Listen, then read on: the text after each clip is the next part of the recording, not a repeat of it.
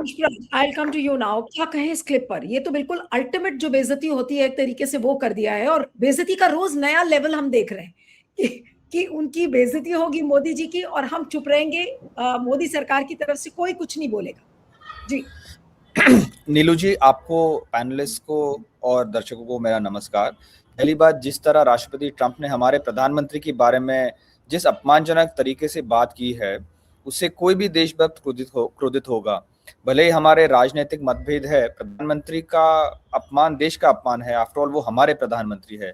लेकिन मुझे ये समझ नहीं आ रहा है कि प्रधानमंत्री मोदी की क्या मजबूरी है कि वो लगातार राष्ट्रपति ट्रंप के सामने झुकते ही जा रहे हैं। 140 करोड़ देशवासी, हालांकि अभी जो एसआईआर हो रहा है उसके बाद 20 करोड़ से ज्यादा देशवासी वोटर लिस्ट से हटा दिए गए हैं, तो अब 120 करोड़ देशवासी मान लेते हैं। 120 करोड़ देशवासी को पूरी तरह से विश्वास है कि प्रधानमंत्री मोदी की 56 इंच छाती है और वो किसी को भी लाल आंख दिखा सकते हैं। अगर याद होगा आपको, जैसे हमारे एक प्रीवियस पैनलिस्ट ने भी जिक्र किया, जब बांग्लादेश का जन्म हुआ था तब प्रधानमंत्री इंदिरा गांधी ने यूएस राष्ट्रपति निक्सन का मुकाबला कर डट कर किया था। यूएस 7th फ्लीट की यूएसएस एंटरप्राइज भी आ चुकी थी बे ऑफ बंगाल की तक, लेकिन तब भी प्रधानमंत्री इंदिरा गांधी झुकी नहीं थी। फिर जब यूपीए सरकार का समय था, हमारे दूत, भारतीय दूत जो अमेरिका में था, हमारे दूत का अपमान हुआ था अमेरिका में, तब डॉक्टर मनमोहन सिंह ने यूएस एम्बेसी से सारी सिक्योरिटी निकाल दी थी और अमेरिका को सख्त सबक सिखाया था। ये एक ऐसे प्रधानमंत्री से जो भाजपा लगातार कहती थी कि सबसे कमजोर प्रधानमंत्री है, मनमोहन सिंह है वगैरह वगैरह, तो उन्होंने तो तब ताकत दिखाई थी।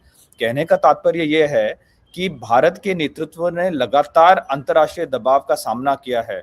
भले ही वो 1971 में हो, जब स्माइलिंग बुद्धा 1973 में हुआ था, जब 1998 में 99 में जब परमाणु बम के टेस्ट किए थे प्रधानमंत्री वाजपेयी ने, लगातार हमारे नेतृत्व में अंतर्राष्ट्रीय दबाव का सामना किया है और राष्ट्रहित को ध्रुव तारा बनाया है। तो जब भारत के मान सम्मान की धज्जियां उड़ रही है राष्ट्रपति ट्रंप द्वारा, तब मोदी जी क्यों शांत है? मैं नहीं मानता कि भारत सरकार टैरिफ्स के डर से मौन है, क्योंकि टैरिफ्स भारतीय अर्थव्यवस्था के सिर्फ 1.05% को प्रभावित करता है। ज्यादातर जेमस्टोन्स, कैपिटल गुड्स और केमिकल्स, ये तीनों गुजरात से ज्यादातर आते हैं। तो क्या प्रधानमंत्री मोदी गुजराती व्यवसाय को बचाने के लिए मौन है? और फिर ये जो यूएस इंडिया की ट्रेड डील की बात हो रही है, शायद वो भी कहा जा रहा है कि उसके कारण मौन है, शायद शांत है।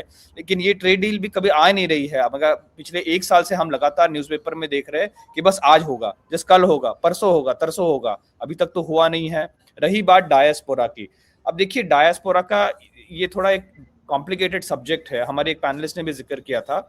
प्रधानमंत्री नेहरू का मानना था कि when you leave a nation, जब आप दूसरे देश में आप इंटीग्रेट हो जाते हो, तो आपका प्राइमरली लॉयल्टी उस देश के साथ है, ना कि हमारे साथ।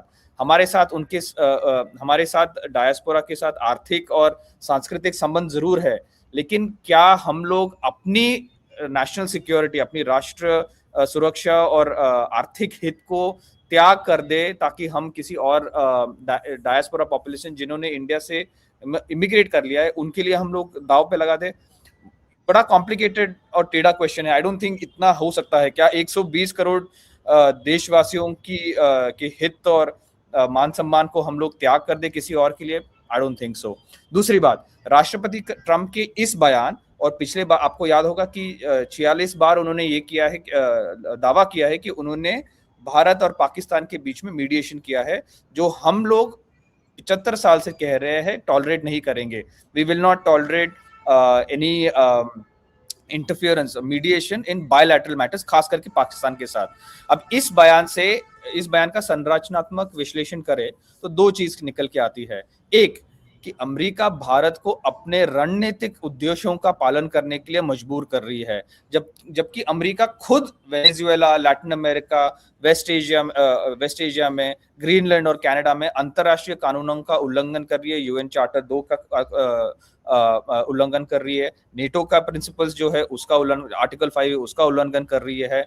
तो ये किस बेसिस पे हमें सबक सिखाने, मतलब हमको मतलब मजबूर कर रहे हैं? दूसरी बात, इससे यूएस हमारी राष्ट्रीय सुरक्षा को हाईजैक भी कर रही है एक तरीके से। अगर अपाची हेलीकॉप्टर्स हमने 5 साल पहले मांगे थे और ये दे नहीं रहे हैं, जबकि हमने राशि दे दी है उनको, तो इसका बड़ा मतलब इन अ सेंस कि आप कभी भी चाहे आप वेपनाइज कर सकते हो। आपको याद होगा कि उन्होंने स्विफ्ट सिस्टम वेपनाइज किया था रूस के खिलाफ, और इसी के कारण वेनेजुएला और अन्य देश, खास करके चीन, उन्होंने सिप्स शुरू कर दिया। आपको याद होगा कि इन्होंने ये पेट्रो डॉलर को भी उन्होंने वेपनाइज कर दिया था। आपको याद है कि अमेरिका ने क्या कहते हैं, वो जो रूस के जो ओलिगार्क थे उनके अकाउंट्स फ्रीज कर दिए थे और सीज कर दिए थे लगभग 200 या 300 बिलियन डॉलर्स। तो ऐसे स्थिति में माइट इज राइट वाला लॉजिक जो चल रहा है ये बिल्कुल ही दुखद है और अंतरराष्ट्रीय जो रूल्स बेस्ड इंटरनेशनल ऑर्डर है उसके विपरीत है। तो अब ऐसी स्थिति में, ऐसी गंभीर स्थिति में हमारी जो सरकार है, इनको थोड़ा सतर्क रहना पड़ेगा, उनको थोड़ा संयम रहना पड़ेगा और डट के इनका सामना पड़ेगा, क्योंकि bullies only respond to strength. और अगर आप मौन रहे जबकि आप 56 इंच छाती का दावा करते हो, आप कहते हो कि हम विश्व गुरु है, आप ये भी कहते हो कि दुनिया की कोई भी बात ऐसी नहीं है जो हमारे पूछे बिना नहीं होती है, अगर आप ये सब कह रहे हो तो आप इतने कैसे मजबूर हो गए हो, इतने कैसे फ्रजाइल हो गए हो कि आपका फोन नहीं उठा रहे? आपको एक लॉबियस्ट, मतलब ऐसे लॉबियस्ट को आपने हायर किया है, मतलब मैं इसका क्या उदाहरण दूं, जैसे राज ठाकरे को आपने हायर किया है प्रधानमंत्री मोदी को बात करने के लिए, ऐसे टाइप के लॉबियस्ट को आपने हायर किया है और उनको आप टैक्स पेयर पैसा दे रहे हो, लगातार 1.8 मिलियन डॉलर दे रहे हो सालाना। अब इतनी खराब स्थिति कैसी आ गई है? You will have to stand up. आपको नॉन अलाइंड होना ही पड़ेगा और आपको देश हित के बारे में सोचना पड़ेगा। अगर आप अपने पर्सनल वैलिडेशन, अपने पर्सनल स्वार्थ के लिए ये देश हित को अगर आप कॉम्प्रोमाइज करते रहोगे तो माफ कीजिए, आप इंडिया की भलाई के बारे में नहीं सोच रहे हो। जी नीलू जी, क्या कहेंगे? ये जो क्लिप वायरल हुई है उस पर आपका कंक्लूडिंग रिमार्क क्या है? देखिए, डॉक्टर चौधरी से एक बात से तो सहमत हूं मैं कि रिश्ते लीडर्स के बीच में नहीं है, रिश्ते देशों के बीच में होते हैं, एंड वो सोशल मीडिया और पासिंग कमेंट्स के कारण डिक्टेट नहीं होते हैं।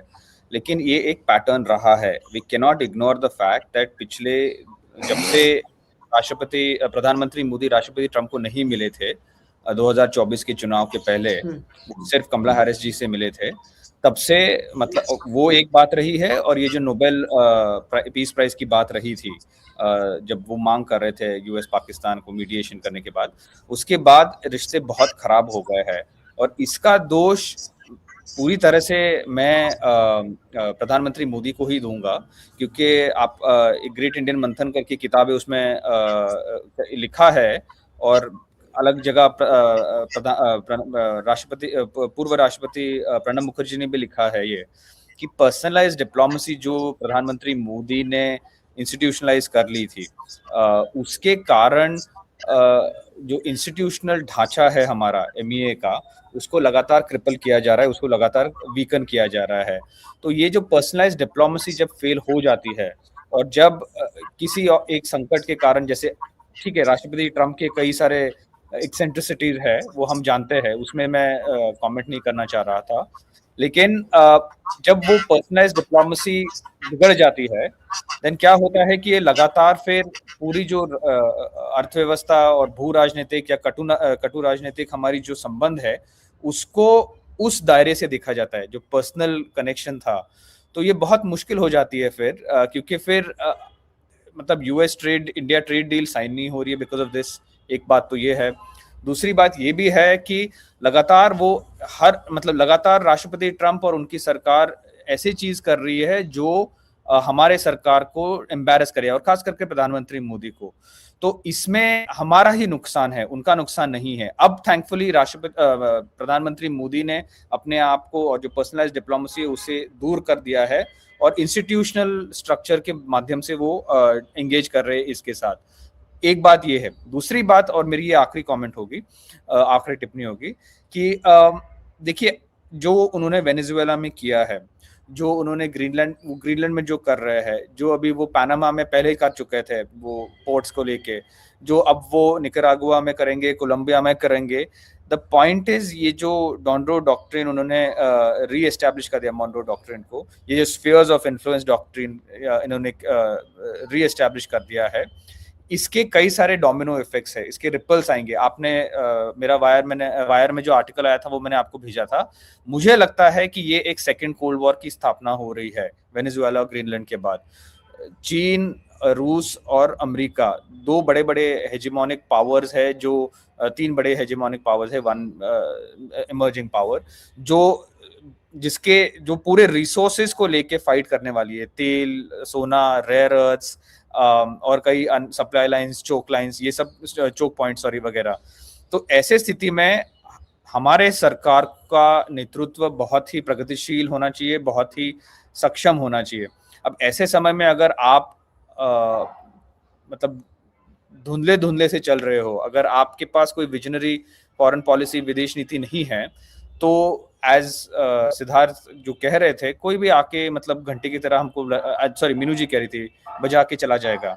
सो कहने का तात्पर्य यह है कि अभी प्रधानमंत्री मोदी, डॉक्टर जयशंकर ने पिछले 11 वर्षों से बड़ी कोशिश की है कि हमें अमेरिकी स्फीयर ऑफ इन्फ्लुएंस में डाल दे, और जिसके कारण रूस और चीन के साथ हमारे संबंधों में थोड़े तनाव आ गए थे। उसके और भी कारण है, लेकिन अब हमें नॉन अलाइनमेंट को फिर से एम्ब्रेस करना होगा, और जिस तरह से हमने अब विदेश नीति और अपने जिस इस टाइट रोड को चलाना होगा, उसके लिए एक ऐसे नेतृत्व की जरूरत है जो कठिन से कठिन प्रश्नों पे कठिन से कठिन स्टेप्स भी ले सके, जो अभी मुझे नहीं लग रहा है प्रधानमंत्री मोदी करने के लिए इच्छुक है। बिल्कुल ठीक है।